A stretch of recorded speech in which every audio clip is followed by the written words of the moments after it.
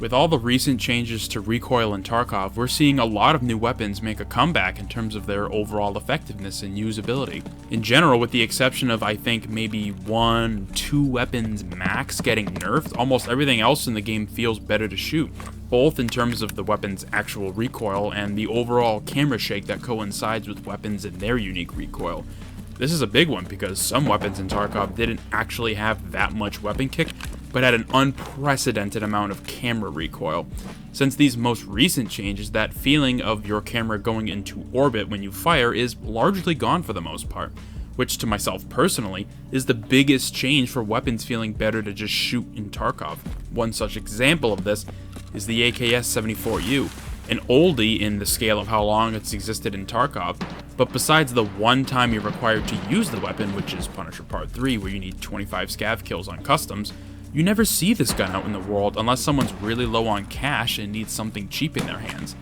However, that has since changed. As someone who is genuinely fond of the gun, I'm glad to say that it's much more usable when compared to its older counterparts. On top of that, I personally have a special version of the gun I like to make for both function and a little bit of form as well. If you've played Resident Evil 8, then this gun might look familiar. It's Chris Redfield's AKS from the final act of the game. I have to say, I think it looks really cool, and it's almost the exact same.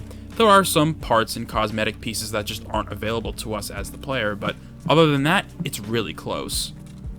I enjoy using the off-meta stuff in Tarkov a lot. I enjoy the SAG AKs because of their flexibility and lack of attachments needed to make them lethal.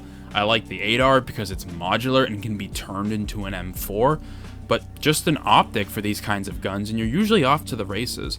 Of course, you can add more if you wish, but while they aren't completely moddable, there's enough there to warrant their uses. Same goes for the AKS. I wish the majority of other players went out of their way to use some of the other niche weapons on offer. And to be honest, I think with all the changes that have happened over the last week or so, including ammo availability, recoil changes, we're going to begin to see a lot of weapon variety out there in Tarkov, which is exciting. For example, I have a funny feeling the G36 will be getting a lot of love once people start getting the better ammos for it. This is one of the few weapons in the game that might have received some of the best buffs to its ergonomics and overall recoil feel. Finally, too, because that gun's been in the game for some time now, and it never really was used, which is a shame because the last thing we want is for BSG to put new guns into the game and have them really never get selected. It's a letdown when some high-profile weapons make it into the game and they end up being really bad. In addition to variety of weapons in general, I also foresee this wipe and subsequent months ahead being dominated by a variety of SMGs. The new SR2 was already really strong and combined with the 9x21 ammo types, the better ones, SP10, SP13, but now with the recoil adjustments, it's ferocious, and the MP7 is also really scary with its round of changes. Subsonic plus some of the adjustments, and that gun basically does not move when you shoot it. Overall, I expect to see a lot of SMGs being used, which is exciting to see because they've had a very specific role in Tarkov, and now that other weapons and calibers may not be as prevalent, it might give the SMGs some time in the sun, which is always good. But I'm getting sidetracked here. The AKS and the Redfield version, I've dubbed this variant. How do you build it? Well, that's a good question. It's not that difficult to make, but it will require having all of your vendors to loyalty level 3 to get the parts from them. If you have the flea, you can still do it obviously, but it might cost a little bit more.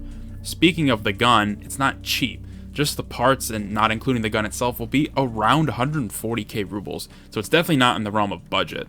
But here's what the final product looks like in the preset menu. I gotta say, it looks really cool. I know some people might be opposed to having the optics so far up the gun, so alternatively, if you want it a little closer, you could swap out the B12 mount for the B18 mount, so that the optic sits on top of the iron sights about halfway up the gun. It won't be, the Redfield variant anymore, but hey, whatever you're more comfortable with. Of course, depending on the day, some parts like the suppressor will most likely be cheaper on the flea, anywhere from maybe 10 to 20,000 rubles, but other than most other parts are better off just bought straight from the vendors, to be fair. And that's the gun. An interesting take on the younger brother of the AK family, and a solid weapon cosplay option to boot. Again, it's definitely not best in slot because there's no waffle suppressor, but even without it, this weapon performs better than I expected to. And if I was able to make this gun work before, it's only going to be better now. And yeah, the gun isn't perfect to Chris's version in the game, the buttstock's not right, the suppressor's not right, but to be fair, we can't add a buffer tube to the little AK, unfortunately, so we just go with what's good. It would be sick if we could add a buffer tube so we could get the MOE with the rubber butt pad, but this works in its place pretty well. If you found this style of video to be interesting, going over an off build with a gun that doesn't see a lot of play, be sure to subscribe and let me know in the comments down below. This is actually really enjoyable to make, and I would be super down for more of these in the future. So again, if you would liked it, be sure to let me know. I'll hope to see you in future ones.